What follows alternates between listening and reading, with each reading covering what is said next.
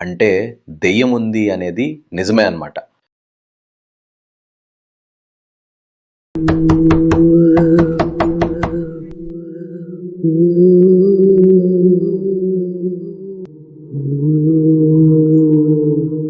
ఈ ఊరు వాళ్లకు అసలు నిజమేంటో తెలీదు. ఆ రోజు నన్ను ఆ గణేష్ చంపిన తర్వాత వాడు వాళ్ళ ఇంటికి వెళ్ళాడు. ఎవరైనా ఆ అమ్మాయికి సహాయం చేస్తే వాళ్ళ ప్రాణాలు కూడా తీస్తా అని బెదిరించాడు. రేయ్ కృష్ణ, ముందు నువ్వు ఇక్కడ్నుండి వెళ్ళిపో, లేకపోతే నీ అంతు చూస్తాను. ఇప్పుడు ఏం చేయాలో అర్థం కావట్లేదు. ఇంకా నా పదవి పోయినట్టే. కొంతసేపటికి వాళ్ళందరూ పడుకుంటారు. నేను సర్పంచ్ ఇంటికి వెళ్ళి బలంగా తలుపులు కొట్టాను. అప్పుడా పూజారి తలుపు తీస్తాడు. నన్ను చూసి ఆశ్చర్యపోతాడు. ఎవరు నువ్వు ఇక్కడికొచ్చావు? నేను గాయత్రిని. నన్ను చంపిన ఆ గణేష్ గాణ్ణి చంపే వరకు నాకు శాంతి లేదు.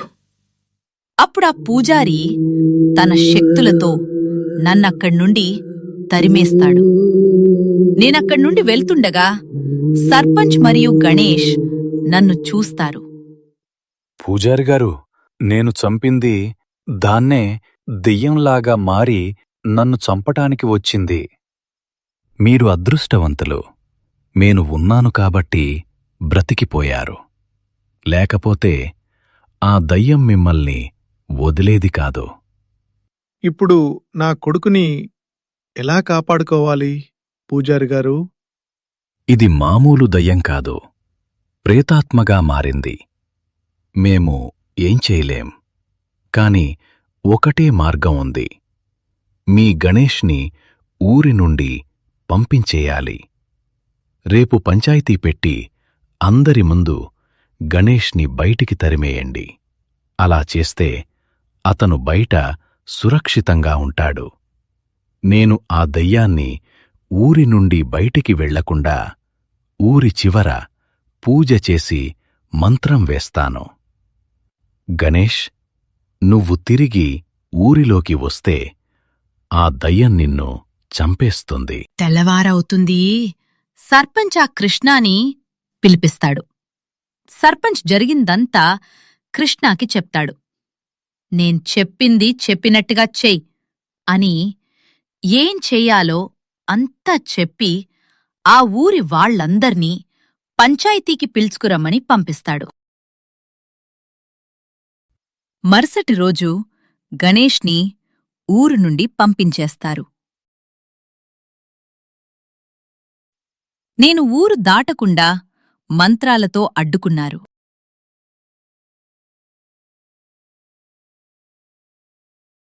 అందుకే కోపంతో అందర్నీ ఊరిలో నుండి తీసుకొచ్చేస్తున్నాను.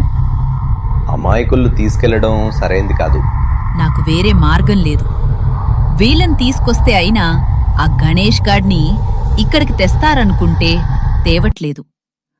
ఆ సర్పంచ్ గాడు వాడి కొడుకు కోసం ఊర్లో అందర్నీ బలి ఇస్తున్నాడు. అయినా ఈ ఊరి వాళ్లు కూడా తక్కువ వాళ్లు కాదు. నన్ను ఆ రోజు ఎవ్వరూ కాపాడలేదు కదా. గణేష్ని ఇక్కడికి రప్పించి ఎలా అయినా పగ తీర్చుకోవాలి. నేను నీకు సహాయం చేస్తాను. కానీ నీకా గణేష్ని అప్పగించిన తర్వాత నువ్వు ఈ లోకంలో నుండి వెళ్ళిపోవాలి. సరే, మాటిస్తున్నాను. సరే, ముందు నన్ను ఇంటి దగ్గర విడిచిపెట్టు. అరే, నేను నిన్న రాత్రి ఆ దెయ్యం దగ్గరికి వెళ్ళాన్రా. ఏం మాట్లాడుతున్నారా? నీకేమన్నా పిచ్చి పట్టిందా?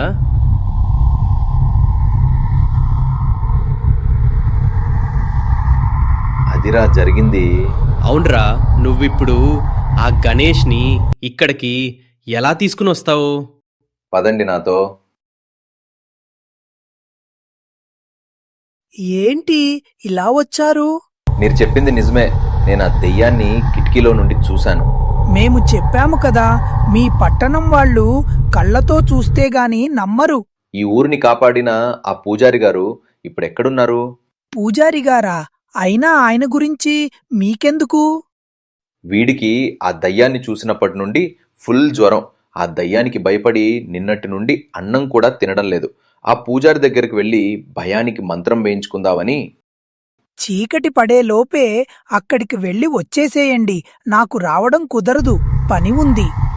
వెంకీ, మన ఊరి